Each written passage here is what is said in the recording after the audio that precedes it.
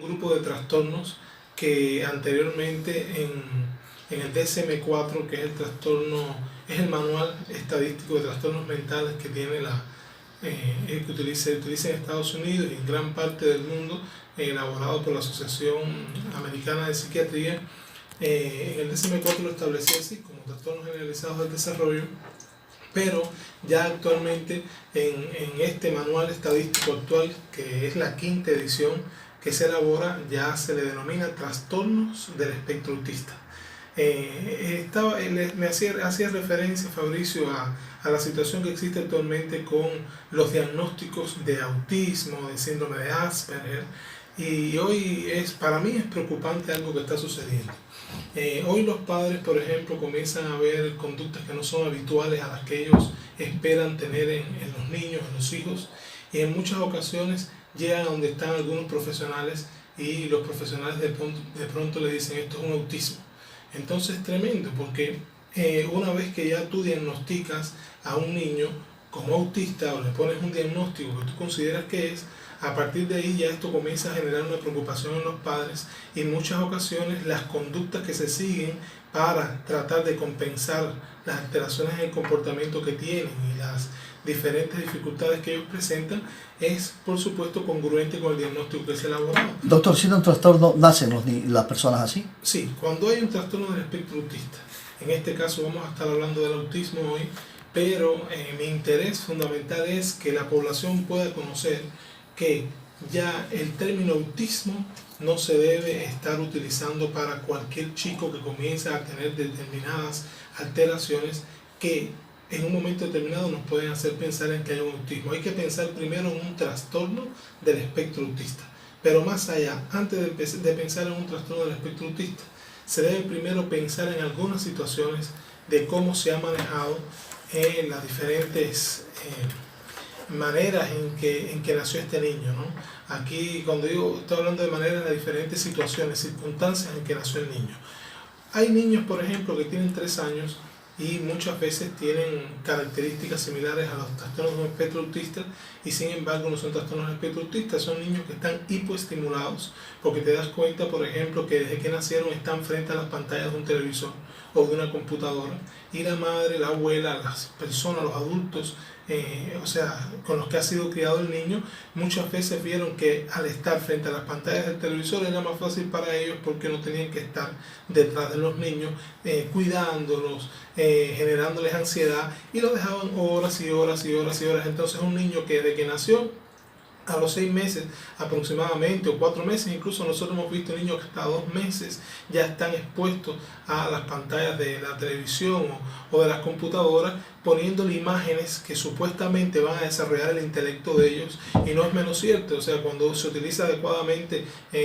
las tecnologías, quizás sí es verdad que pueden desarrollar, pero tenemos que darnos cuenta que en estas primeras etapas del desarrollo el niño lo que más necesita es estimulación e interacción social. Ningún niño, ¿Y la televisión no es un estímulo? Por supuesto, es un estímulo, pero es un estímulo que en estas etapas puede ser muy dañino si se expone el niño durante muchas horas del día. Entonces, es un niño que necesita escuchar la palabra papá, mamá, abuela, perro, gato, todo lo que está alrededor, porque además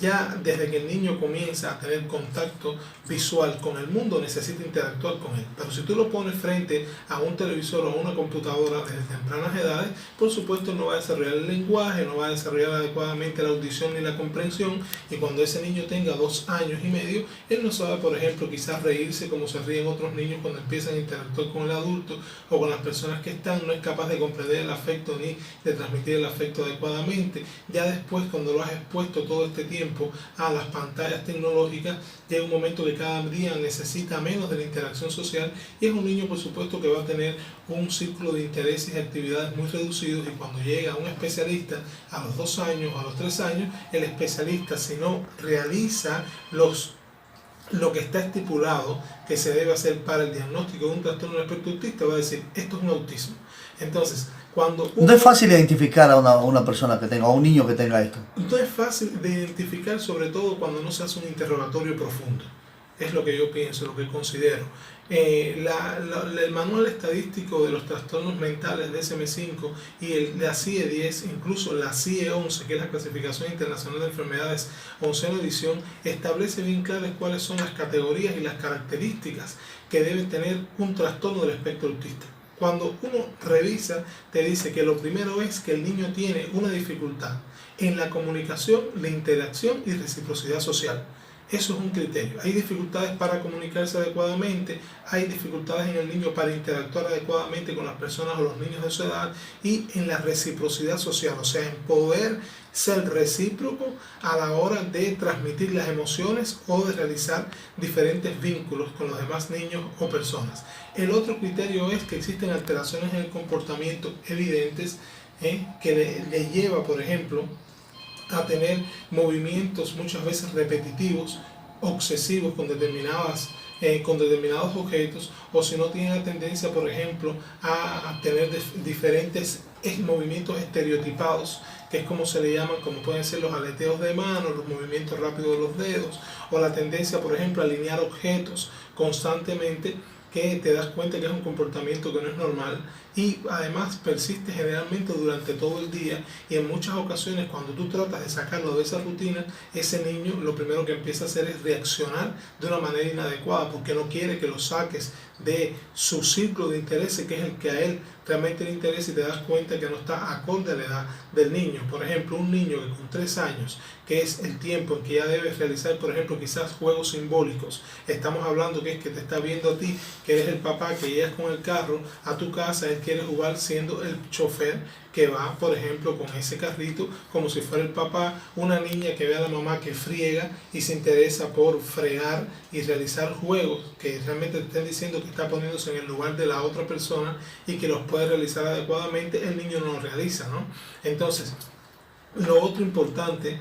aquí es el tercer criterio, por ejemplo, es que estos síntomas que aparecen del trastorno del espectro autista, donde hay dificultades en la comunicación, en la interacción y la reciprocidad social, alteraciones en el comportamiento como la que hemos hablado, donde hay aleteo de manos, movimiento rápido de los dedos, tendencia a alinear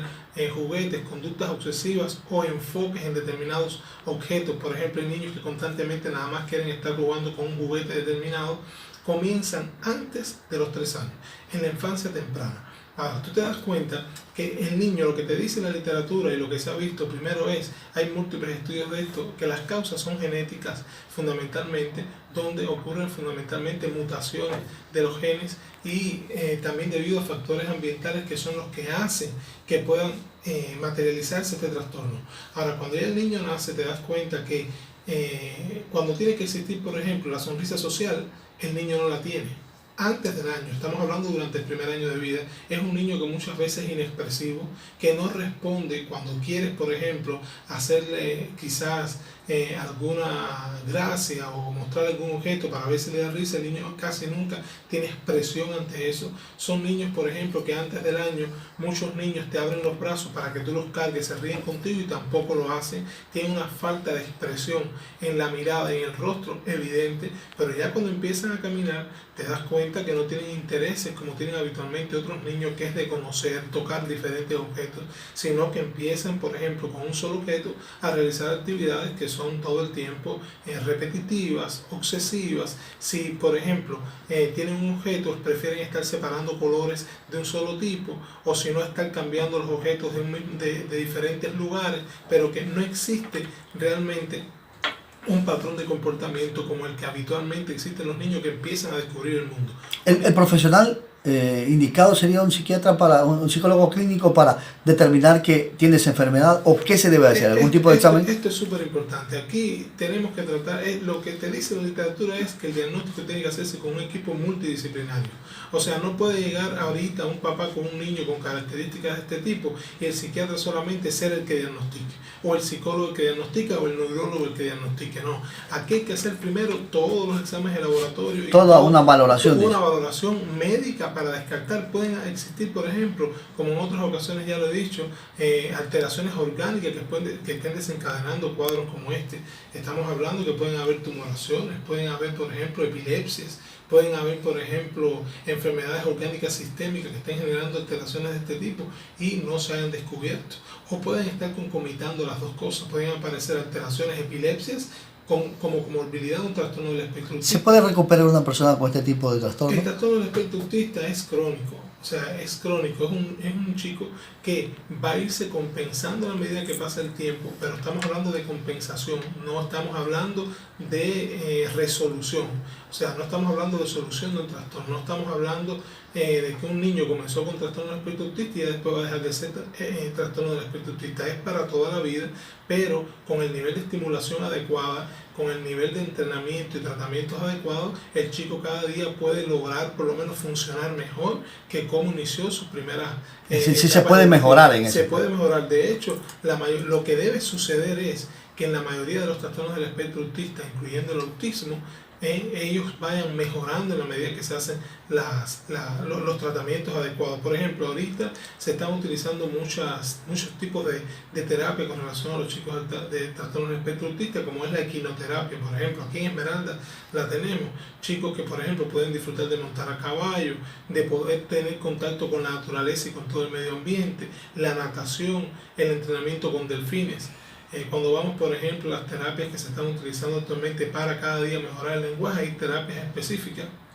como es, por ejemplo, el sistema alternativo y aumentativo de la comunicación, o SACS, que es como se le llama. Por ejemplo, el intercambio de imágenes y palabras, o sea, de medios audiovisuales, no de tarjetas o de láminas con dibujos para poder desarrollar el lenguaje, está dando muchos resultados. Y una de las cosas que está demostrada es que mientras más tú interactúas con un chico con autismo o con un síndrome de Asperger o con un, por ejemplo,